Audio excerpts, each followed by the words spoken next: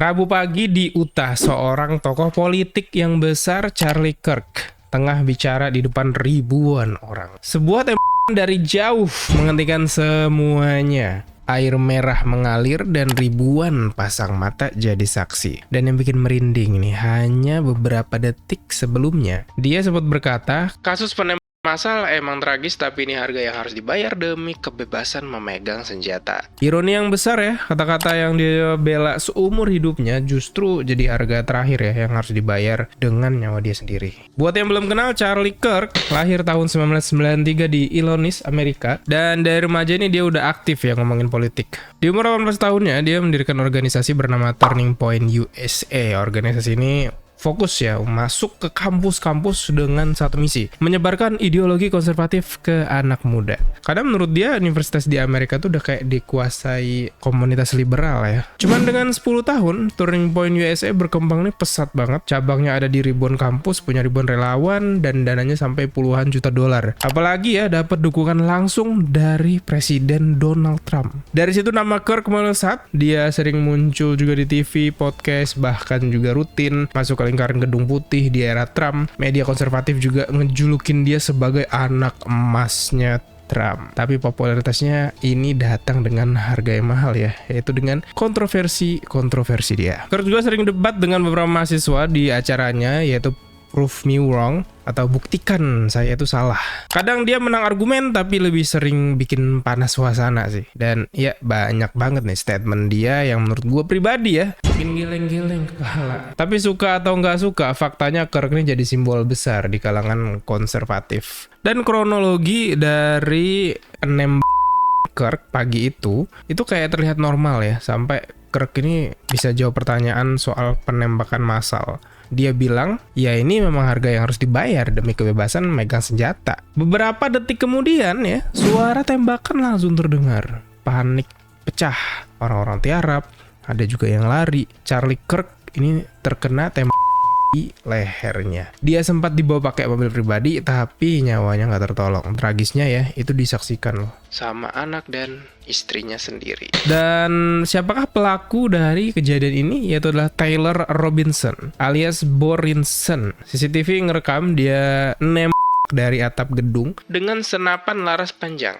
Yang jelas ini bukan serangan acak, karena di selongsong pelurunya tuh ada tulisan anti-fasis dan anti-transgender. Taylor juga punya masa lalu yang rumit. Dulu sempat jadi pendukung Trump saat SMA, tapi makin dewasa, mungkin pandangan politiknya berubah. Dia kayak muak dengan retorika konservatif, terutama dengan statementnya Charlie Kirk ini. Akhirnya keluarganya sendiri nih yang nyerahin dia ke polisi. Jadi ini bukan cuma soal politik ya, tapi kayak kebencian pribadi yang udah lama mendidih.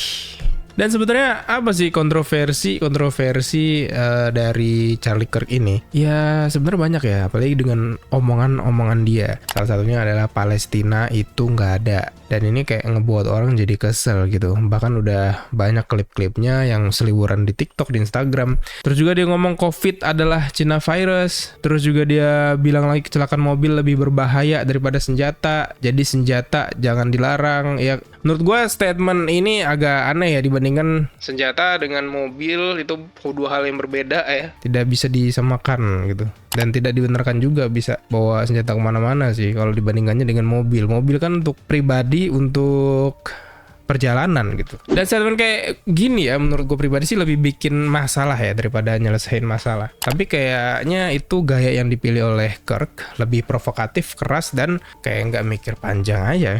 Dan selain hal buruk ya atau kontroversinya, sebenarnya ada juga sih hal baik dari Charlie Kirk ini. Dan pendukung juga banyak yang bela ya. Kayak dia menolak keras aborsi, bilang janin itu punya hak hidup sejak awal ya. Terus juga dia kritik Trump waktu serangannya ke Iran, karena menurutnya itu kayak nggak manusiawi. Dia juga mendorong anak muda aktif berpolitik.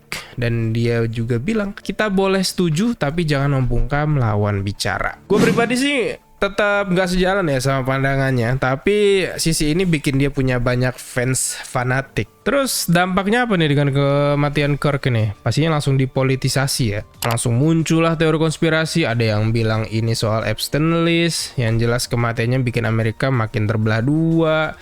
Ada yang bikin civil war, ada yang nangis, ada juga yang terang-terangan seneng dia metong ya. Dan disinilah berbahayanya ya. Sebuah tragedi dipakai lagi nih jadi bahan politik cuy. Dan yang ngerinya kayak ntar bakal dinormalisasi nggak sih? Pengamat politik juga khawatir kalau retorika panas kayak gini tuh kalau dibiarin ya, pembunuhan politik bisa jadi hal yang kayak biasa aja. Ya, Charlie Kirk jelas figur yang penuh kontroversi, banyak statementnya yang nyeleneh, salah kaprah, berbahaya, tapi pada akhirnya kekerasan bukan jawaban sih. Apapun beda pandangan kita, membunuh orang bukanlah solusi. Yang harus dilawan itu argumennya ya, bukan orangnya. Tapi walaupun kita lawan argumennya tetap ngotot sih sebenarnya Charlie Kirk ini. Pertanyaannya, apakah tragedi ini bakal memicu civil war di modern Amerika ini? Coba dah tulis pendapat kalian dan jangan lupa like, share video ini guys, karena kita bakal terus bahas cerita-cerita seru yang mengguncang dunia.